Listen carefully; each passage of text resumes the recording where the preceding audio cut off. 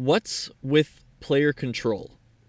Player control regards how much the player is able to manipulate what goes on in a game. One of the standout features of a video game compared to other forms of media is interaction.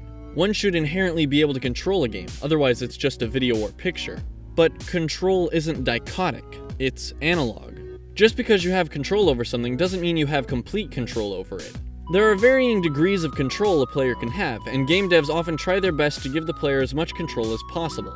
Sometimes the amount of control a player has correlates directly with the hardware of the game system. This is why motion controls are often looked down upon in a serious gaming setting. Games have a certain level of control they provide to the player with which they can interact with the virtual infrastructures set before them. Although they aren't identical, there exist similarities between a game's general difficulty and the game's intuition and control. After all, if a game has hard-to-learn controls, then the game itself will be hard to get the hang of. This doesn't mean that a game with easy controls is automatically easy though. The general controls of Mega Man are pretty simple to get the hang of, but the engine can still foster fair and challenging level design. This is a matter of easy to learn, hard to master. Despite quickly learning and becoming aware of all the skills at your disposal, the matter of executing a maneuver can still be difficult and more time-consuming. This is different than, say, Street Fighter, in which the controls themselves are hard to learn.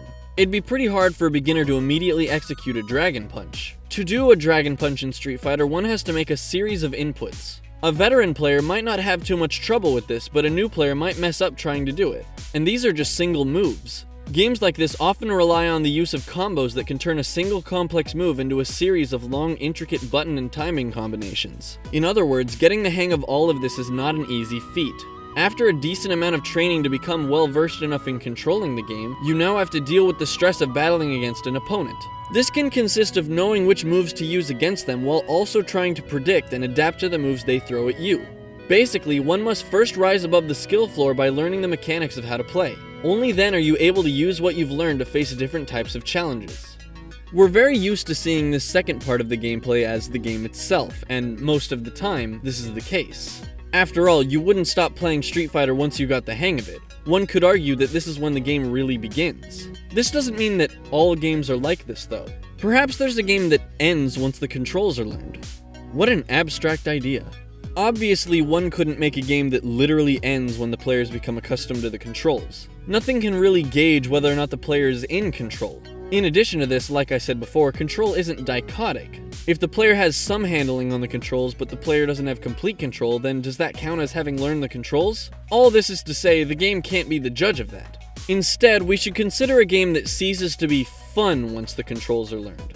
Again, this is an extremely abstract idea, especially because fun itself is so abstract. We should consider a game whose fun is derived from the challenge of figuring out the controls as opposed to the mechanics of the game.